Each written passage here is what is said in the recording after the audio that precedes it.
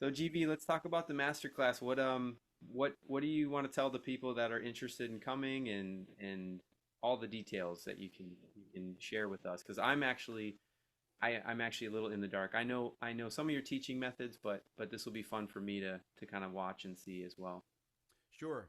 Well, it's basically an introductory course to triad pairs, and it's a pretty broad topic, right?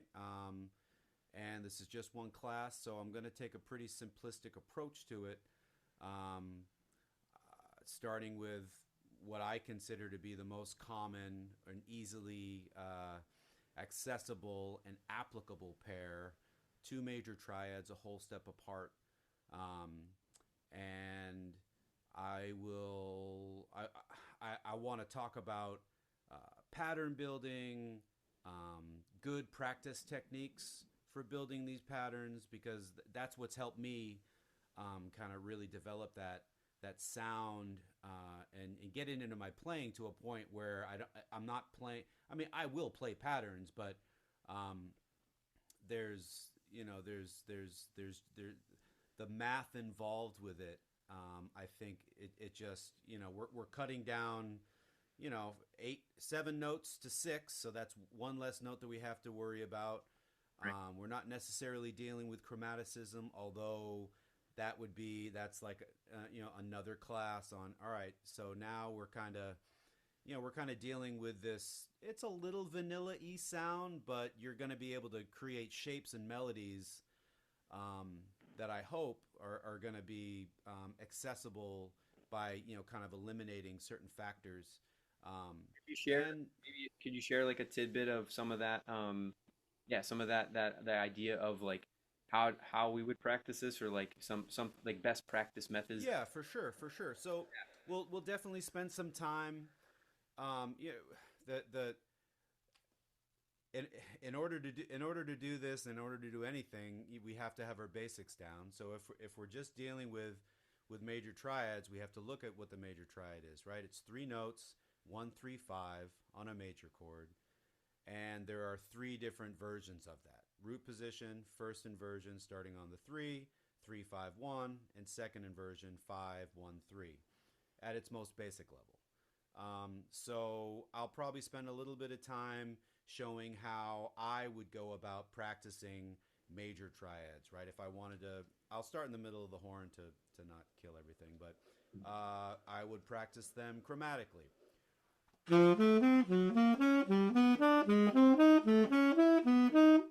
Did a whole step there. We I love would practice. I would practice love practice it through the cycle of force. I would practice them in minor thirds.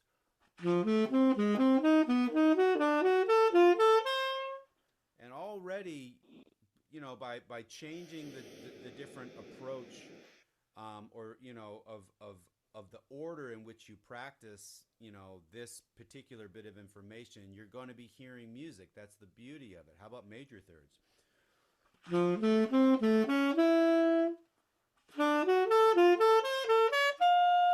Now I'm going off the reservation. Edit that out. it. Um, Got Gabe laughing in the background. right? So, but that's just one inversion in one direction. What if I played that 5, 3, 1 top down Right. in whole steps?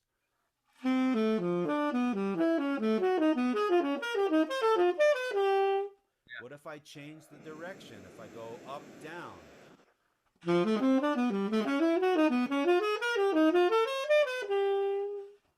And just to be clear, you're only right now you're just playing major triads in whole steps. We're not even doing triad pairs yet. Exactly, exactly. Because for me, this is an essential.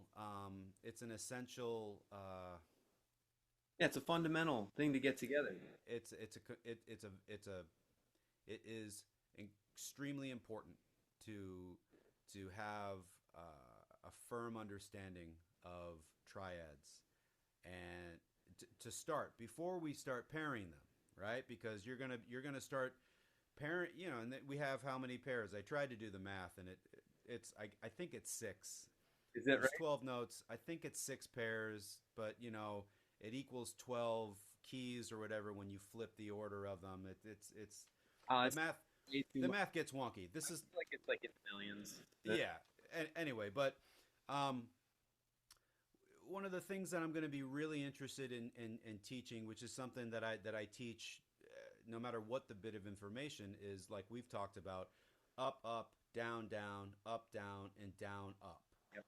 right? With the direction of the shape, the direction of the melody, whatever you want to call it, the lick.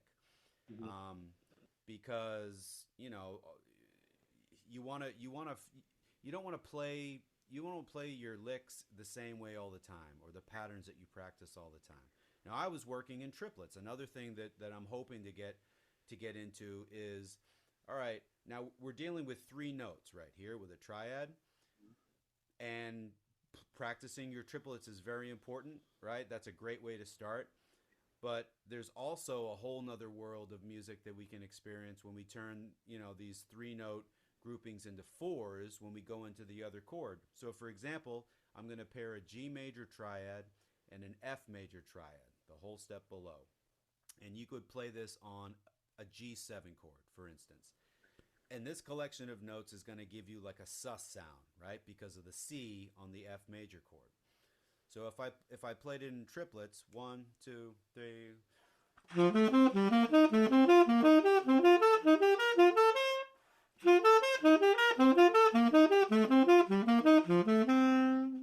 right, we get this. Now, if I play that same pattern, but I make it into eighth notes, it sounds like this: 1, 2, 3.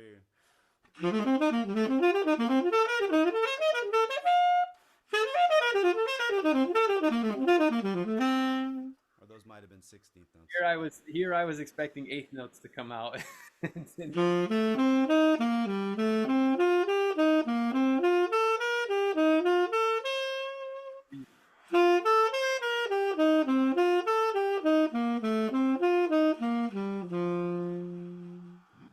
Right, and so obviously the first example was really fast, but that's when you can kind of play flashy stuff, right? Which is what everybody wants to do. And I definitely think that the students will walk away with access to, you know, kind of more flashy things. Yeah, Um, I think it's gonna be great, man. I think it's gonna be awesome. I mean, I love just I love hearing you play it. I love that it's a part of your playing now. I remember when you kind of, I mean, I know you've been able to do some of this triad pair stuff for a long time, but I remember when you really dove deep into this, and then when I saw you in New York last year, and we started talking about it more, and I heard you just live playing stuff, and I'm just like, man, this is fully integrated into everything GV does, and it's so cool. And it's like I can't think of someone better to teach it. A master. I appreciate that, man. I Yeah, mean, honestly, like, and I'm also hoping to kind of demystify it a little bit, sure. and really just try to articulate how, how much freedom I think can be experienced from doing it. You know, like one of the things that I also like to do is like once I've picked my pair, I'll just I'm just gonna pick like I try to think of them like I don't see in my head I don't see a G major triad and an F major triad, Mhm. right? I don't see them like that. I see them kind of floating around in this bubble where there's an F over here and a C, but depending on the range of your instrument, there could be 3 C's or 4 or 2 D's. You know what I'm saying? So as I'm trying to improvise, when I'm playing, I'm just kind of picking them out of the air, and you know, like, I have students, you know, experiment, right? Because we want to put our explorer hat on, our scientist hat, and you know, get because again, at the basis of this, like, you know, experiment is such a huge part of practice, Right. right? Trying things out, right? But if we don't create the environment within ourselves to feel comfortable doing that, or if we don't set aside time to like truly try things out, it's going to be really hard to do that on the bandstand in the moment, Right. right? So this example with those same triad pairs might sound like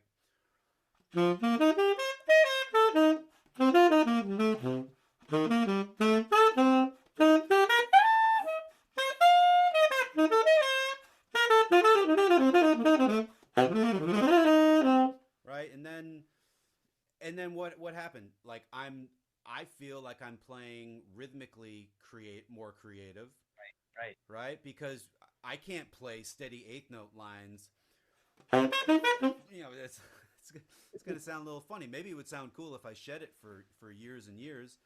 Um, but again, if we're like, it's called painting with triad pairs for a reason. I use that metaphor a lot. If I'm a painter and I'm holding my palette here, like this particular picture that I'm going to paint on this particular chord, I have these colors that I have access to. Right. But there's no real limitation on, unless my arm's in a cast or something. Like I can only paint short lines, or I can barely make big circles. So if all is well and we're healthy, we can create whatever shapes our minds can create. And these are just colors, right? To put on a canvas. Yeah, that's great. I mean, that's what I tell my kids and some students and that I have is your creativity is only limited. What did I say? God, I can't even think of my own quote. Oh, your imagination is your only limitation of your creativity. Yeah, absolutely. That's beautiful. I mean, it's right. And so, Well, good. We'll jump into it next week. Can't wait, and yeah, same. I'll put the link below. And yeah, we'll see you there. All right, man. Thanks. Later, See man. you.